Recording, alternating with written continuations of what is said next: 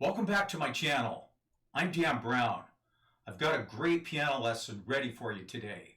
So if you're ready, head on over to the piano because we're going to get started right now.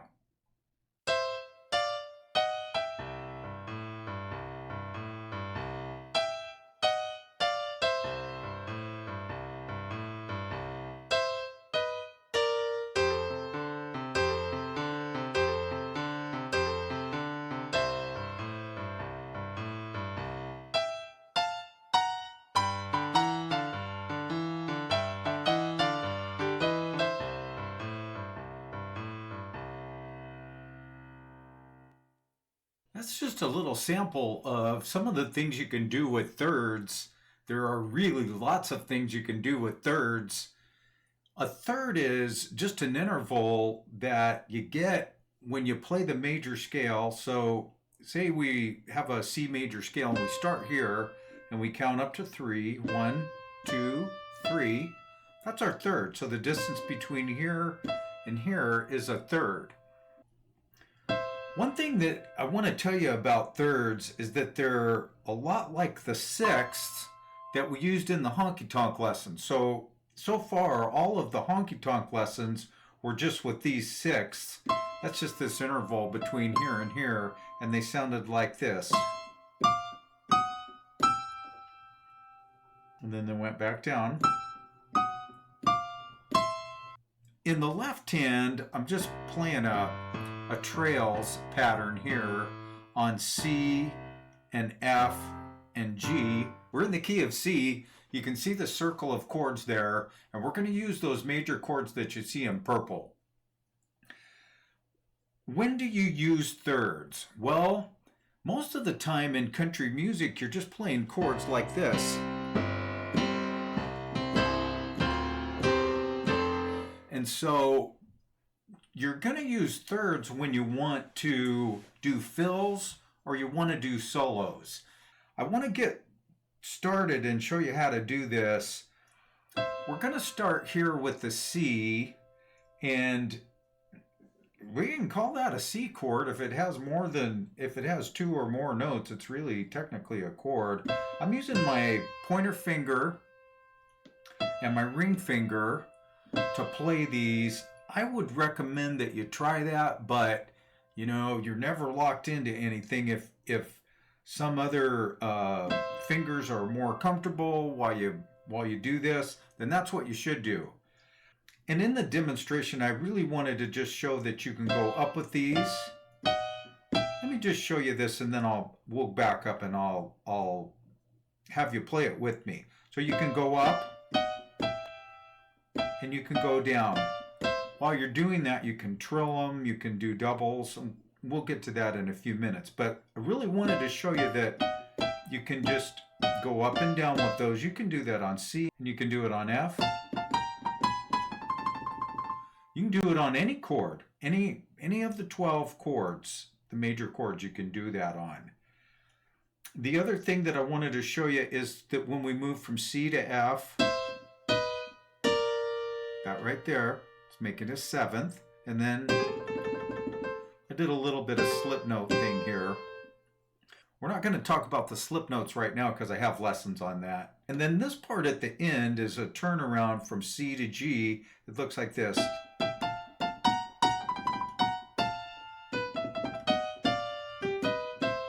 That's kind of the fancy way to do it. I'll show you the easy way to do it. Let's get started. Take your pointer finger and your ring finger and just copy what I do. And we're not going to do it in tempo right now. I just want to show you the movements, and I want you to just play along with me. So play that. Go right next door to D and F. Go up to your two black ones, E flat, G flat, and then you're going to land here. So this little part right here is just moving you from here, just like that. Now let's take this third right here and move back down. Ready? Here we go. 1, 2, 3, 4, 1. The count on these is 2, 3, 4, 1. So there's a little pause, and then it's 2, 3, 4, 1. Whether you're going up or whether you're going down with these, that's the count. So that's just moving on the C, on that little C major chord. That's one thing.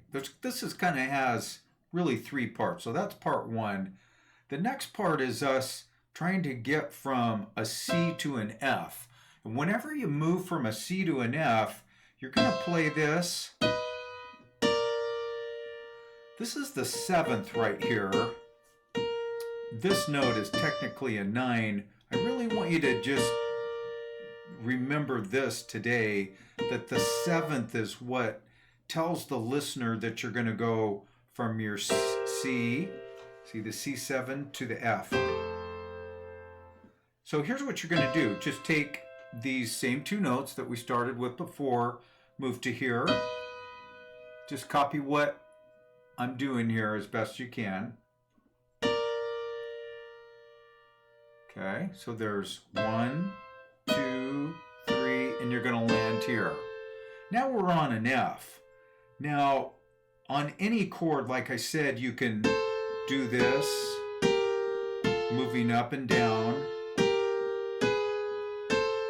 I'd like to do this lesson in other keys, so if I do it in F, I'll really talk specifically about F, but that's how you would do it on an F. On the demo, I was just playing some slip notes, because playing a slip note on a third is going to sound great, and you can do it all the time. So that's the second move, is this drop down.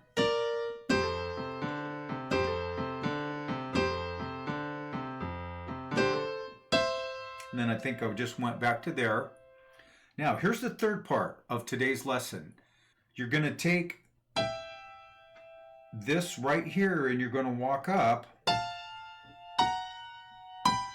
And guys, that's called chromatic. When you move either up or down and you don't skip any notes, it's called chromatic.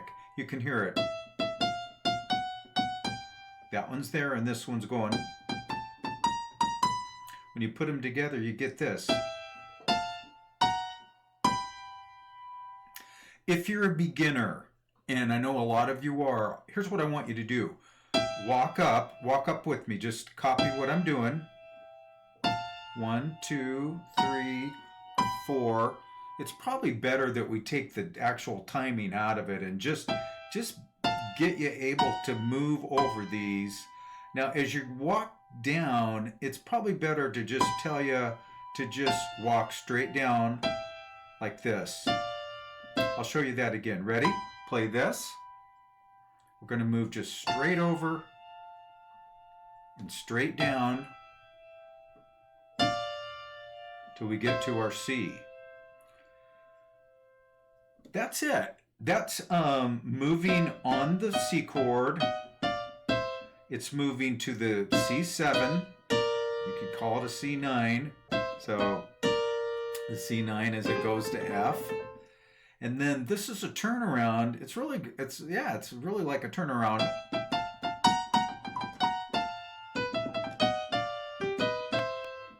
That's a fancy way to do it.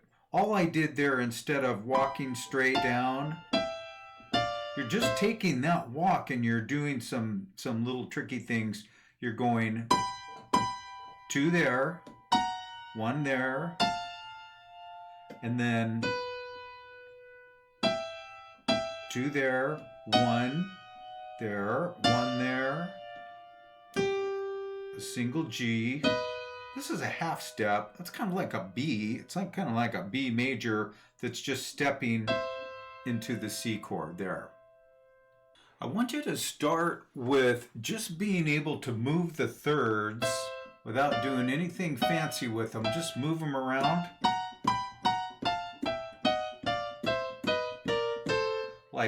Kind of like that. The variations, what a variation is, it's just something that we do to the normal thing to make it sound fancier or prettier. The variations on this are just like the variations that you do on the honky tonk lessons. So what they are is like the doubles. So instead of just going like this, you do doubles. Double. And you don't do a double on the last one. You kind of, when you play by ear, it has to make sense so you can hear. Now there I would trill. So that's the other variation, is the trill. So you double up all the way up to here.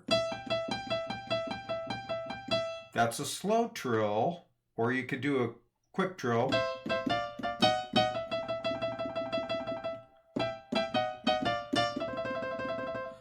On your trills, start slow, and they will get faster in time. But again, you can do the doubles here. I would trill there. I did a little pull down there. And yeah, anywhere you could do the doubles and trills.